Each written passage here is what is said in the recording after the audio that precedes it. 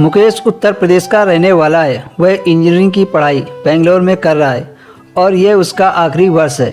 वह लगभग 5 साल से बेंगलोर में रह रहा है। वह अपनी पढ़ाई में बहुत ही अच्छे से ध्यान देता है। वैसे भी मुकेश पढ़ने में पहले से ही अच्छा था, इसीलिए उसके पिता ने आगे की पढ़ाई के लिए बेंगलोर भेज दिया था।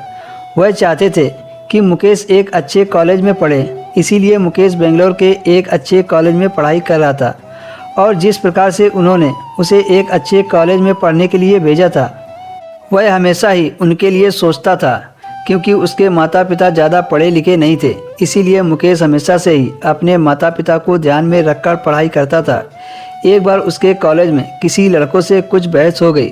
बात इतनी ज़्यादा बढ़ गई जिसकी वजह से मुकेश के पिता को कॉलेज प्रशासन की तरफ से बुलाया गया।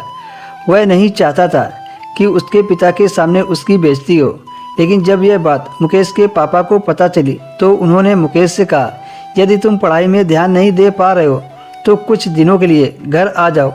उसके पिता एक अच्छे व्यक्ति थे। मुकेश भी सोचने लगा कि पिताजी ठीक कह रहे हैं।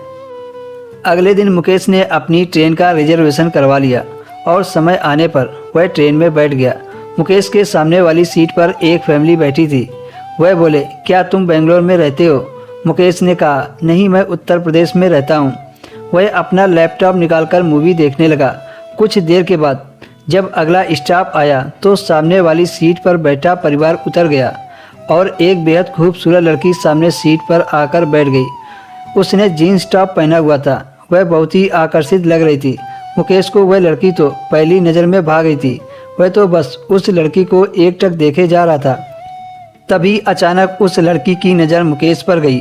ऐसे ही दोनों में थोड़ी देर में बातचीत होने लगी। मुकेश ने उस लड़की से काफ़ी देर तक बात की। मुकेश ने उस लड़की को अपनी सीट पर बुलाया क्योंकि रात का समय था और डिब्बे की लाइट भी बंद थी। उस लड़की ने भी यही सोचा, मौका ठीक है। वह मुकेश के सीट पर बैठ गई तो मुकेश ने उसको किस कर लिया। इस बात से वह कुछ नहीं बोली और मुकेश ने भी हाथ आगे बढ़ा दिया, पर वह यह सब नहीं करना चाहती थी। तभी मुकेश ने उसको समझाया कि रात का समय है, पूरे डिब्बे में अंधेरा है और सभी सो रहे हैं।